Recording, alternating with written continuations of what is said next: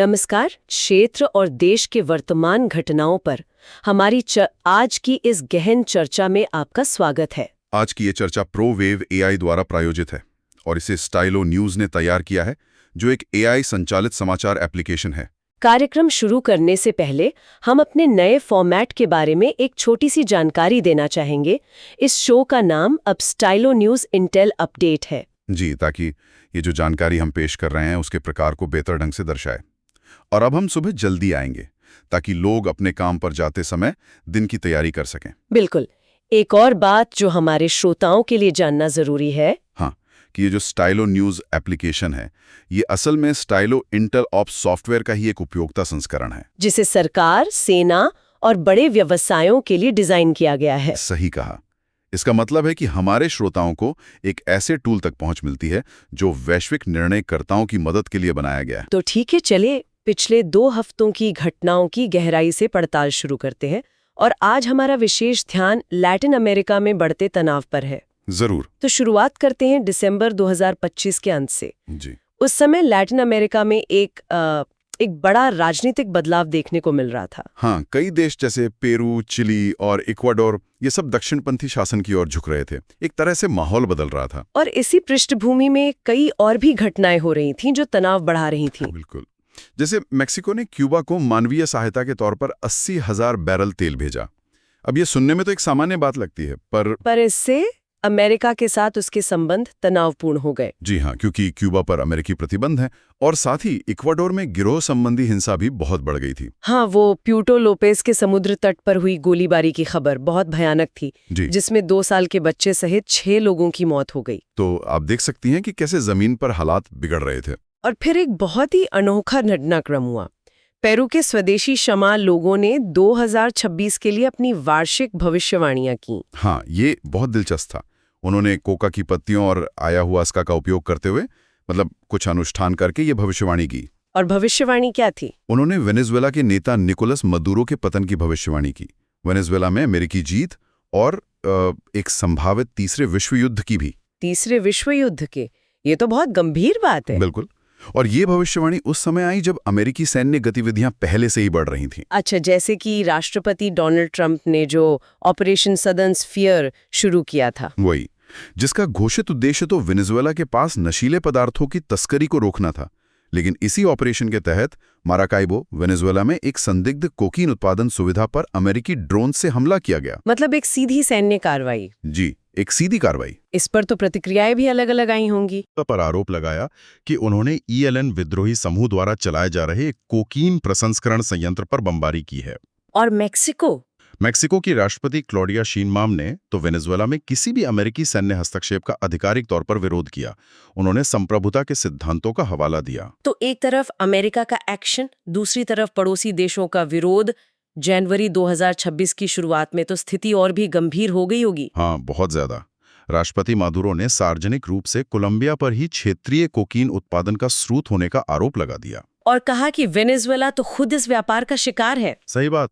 और इसके जवाब में वेनेजुएला के अधिकारियों ने कम से कम 5 अमेरिकी नागरिकों को हिरासत में ले लिया। अमेरिकी नागरिकों को हिरासत में लेना, ये तो एक बहुत बड़ा कदम है। ये सीधा सीधा तनाव को और बढ़ाने वाला कदम था। यहीं पर एक दिलचस्प मोड़ भी आता है।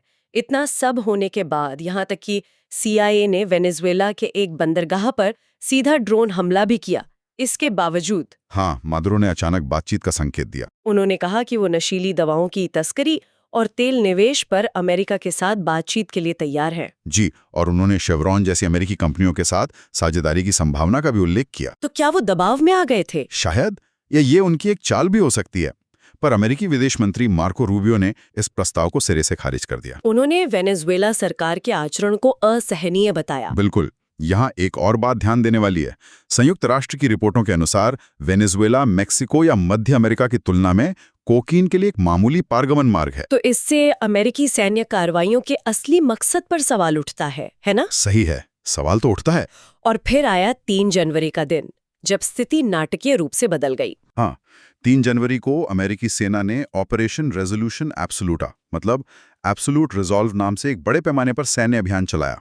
कराकास में कई विस्फोटों की खबरें आईं। जी, और इसमें फोर्ट ट्यूना सैन्य अड्डे जैसे प्रमुख ठिकानों को निशाना बनाया गया। और इस ऑपरेशन का अंत कैसे हुआ? इस ऑपरेशन का समापन राष्ट्रपति निकोलस मादुरो और उनकी पत्नी सीलिया फ्लोरेस को पकड़ने के साथ हुआ। उन्हें पकड़ लिया गया? हाँ, खबरों के मुताबिक उन्हें देश से बाहर ले जाया गया और यूएसएस इवो जीमा युद्ध पोत पर रखा गया। और इसके तुरंत बाद राष्ट्रपति ट्रंप का बयान आया? जी, उन्होंने घोषणा की कि मादुरो पर अमेरिका में नशीले पदार्थों की तस्करी और भ्रष्टाचार के आरोप में मुकदमा चलाया जाएगा। एक मिनट, क्या कोई देश किसी दूसरे संप्रभु देश के राष्ट्रपति को इस तरह उठा कर ले जा सकता है? देखिए, ये अंतर्राष्ट्रीय कानून में एक बहुत ही विवादित क्षेत्र है। अमेरिका ने पहले पनामा के नेता नुरियाका के साथ ऐसा किया था, लेकिन ये बेहद दुर्लभ है और ज्यादातर देश इसे संप्रभुता का उल्लंघन मानते हैं। और राष्ट्रपति ट्रंप ने ये भी घोषणा की कि एक सुरक्षित और समझदार राजनीतिक परिवर्तन होने तक संयुक्त राज्य अमेरिका अस्थायी रूप से वेनेजुएला पर शासन करेगा। हाँ, और उन्होंने वेनेजुएला के तेल के बुनियादी ढांचे की मरम्मत के लिए अमेरिकी तेल कंपनियों द्वारा अरबों डॉलर के निवेश की योजना पर भी प्रकाश डाला। तो मकसद साफ था। मतलब एक तरफ लोकतंत्र की बात और दूसरी तरफ तेल पर नियंत्रण। वेनेजुएला सरकार की क्या प्रतिक्रिया थी? उन्होंने इस हमले की कड़ी निंदा की, इसे औपनिवेशिक आक्रमण बताया और मादुरो के जीवित होने का सबूत मांगा।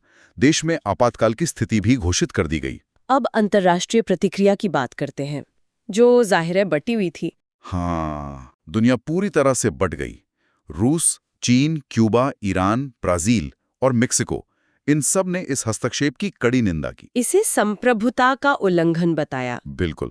रूस ने तो अमेरिका से राजनयिक तौर पे ये भी अनुरोध किया कि वो बेला 1 नाम के एक तेल टैंकर का पीछा करना बंद करे। और अमेरिका का समर्थन करने वाले भी थे। हाँ, अर्जेंटीना, इक्वाडोर और इजराइल ने अमेरिकी कार्रवाई का समर्थन किया।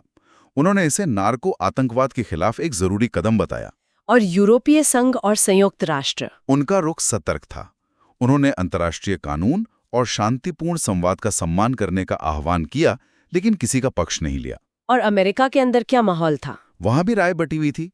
रिपब्लिकन सांसदों ने ऑपरेशन की प्रशंसा की, जबकि दूसरों ने, खासकर डेमोक्रेट्स ने, कांग्रेस की मंजूरी के बिना सैन्य कार्रवाई करने की वैधता पर ही सवाल उठा दिए। तो इस ऑपरेशन के दूरगामी प्रभाव क्या हो सकते हैं? इसके प्रभाव बहुत व्यापक हैं।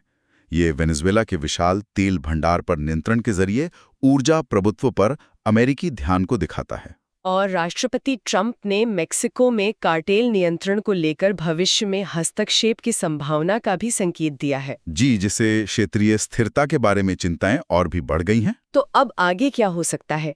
आने वाले दिनों और हफ्तों में हमें किन प्रमुख घटनाक्रमों पर नजर रखनी चाहिए? 3 मुख्य बातें हैं। पहली, संयुक्त राष्ट्र। वेनेजुएला के अनुरोध पर संयुक्त राष्ट्र सुरक्षा परिषद की एक तत्काल बैठक होने की उम्मीद है। वहां क्या होता है ये देखना होगा। बिल्कुल। दूसरा, अमेरिकी राजनीति। अमेरिकी सीनेट इस पर विचार कर सकती है कि कांग्रेस की स्पष्ट मंजूरी के बिना आगे कोई सैन्य कार्रवाई ना हो। ये राष्ट्रपति की शक्तियों पर एक रोक लगा सकता है। हाँ, और तीसरा और सबसे महत्वपूर्ण, वेनेजुएला। देश के भीतर सत्ता परिवर्तन की प्रक्रिया कैसे रहती है? उपराष्ट्रपति डेल्सी रॉड्रिगोज ने सार्वजनिक रूप से मादुरो को हटाने का विरोध किया है, जो आंतरिक प्रतिरोध का संकेत देता है। तो ये मामला अभी खत्म नहीं हुआ है। बिल्कुल नहीं। ये एक अच्छा समय है स्टाइलो न्यूज के बारे में और जानने का। स्टाइलो न्यूज एक मोबाइल और कंप्यूटर ऐप है जिसे डाउनलोड किया जा सकता है। ये आपको सैकड़ों पारंपरिक समाचार स्रोतों और एक्स, जो पहले ट्विटर था, से व्यक्तिगत इंटेलिजेंस शैली की जानकारी को अनुकूलित करने की अनुमति देता है। आप www.stylonews.com पर जाकर AI संचालित ऑन डिमांड समाचार प्राप्त करने के लिए स्टाइलो न्यूज की सदस्यता ले सकते हैं। आज हमें सुनने के लिए धन्यवाद। यदि आपके पास भविष्य की चर्चाओं के लिए कोई विषय है तो कृपया हमें बताएं और अपने पसंदीदा सोशल मीडिया पर स्टाइलो न्यूज को फॉलो करना ना भूलें। जी बिल्कुल। और जाने से पहले हम एक सवाल छोड़ कर जा रहे हैं। हमने देखा कि कैसे नशीले पदार्थों के खिलाफ लड़ाई का इस्तेमाल एक सरकार को गिराने के लिए किया गया। क्या भविष्य में जलवायु परिवर्तन या साइबर खतरों जैसे मुद्दों का इस्तेमाल भी इसी तरह के सैन्य हस्तक्षेपों को सही ठहराने के लिए किया जा सकता है? इस पर सोचना जरूरी है। अगली बात तक के लिए नमस्कार।